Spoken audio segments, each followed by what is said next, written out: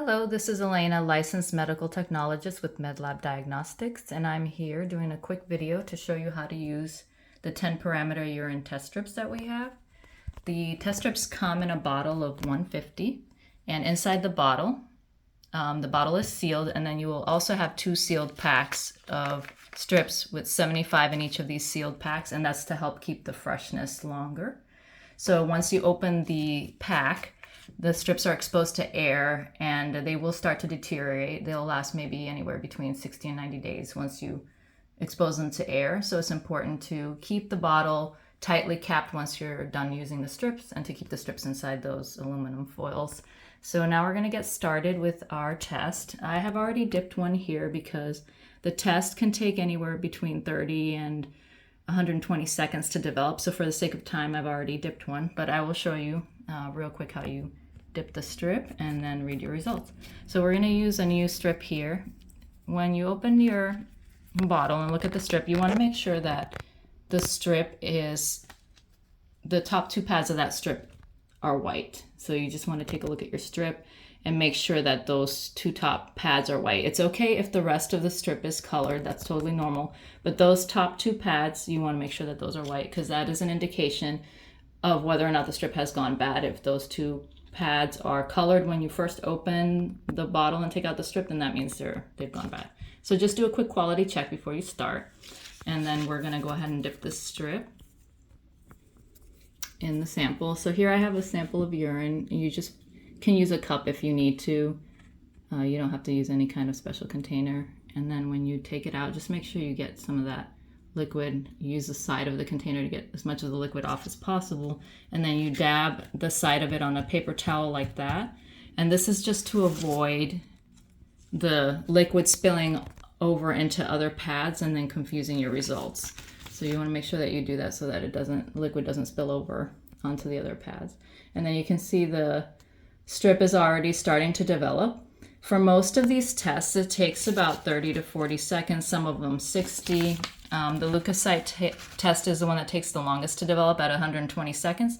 You don't have to read each result one at a time. What you can do is you can just wait the 120 seconds and then read the entire strip all at once. But you don't want to let it sit out for much longer than that because it'll dry out and then you'll also get inaccurate results if you wait too long. So if you're going to do that, then I would just read it at 120 seconds and then see what your results are. So we're going to, since this one is still developing, we're going to read the results for the one that I had already dipped earlier. So we're going to look and compare to the color chart that's on the bottle here and see what results we have.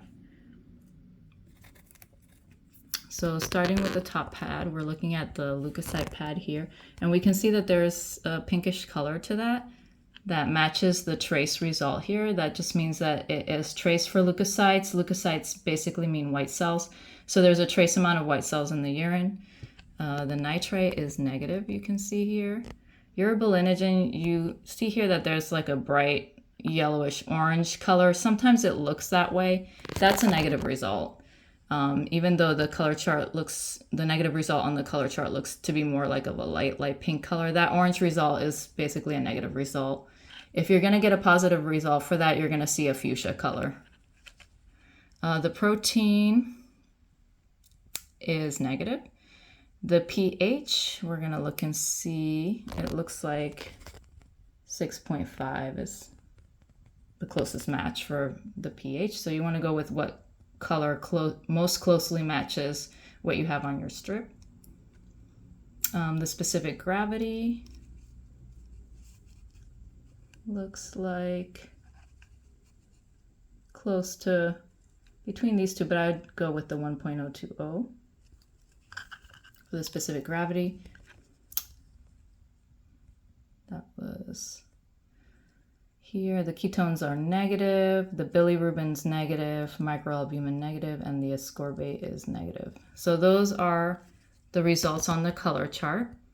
One quick note, if you look at the guide that comes with the strips, it'll have like on the back a little explanation of what each of the parameters mean and the clinical significance. So like if you have a lot of protein, it might mean some kind of kidney issue and so forth. But of course you always want to consult a doctor whenever you are looking at these or have questions about your health.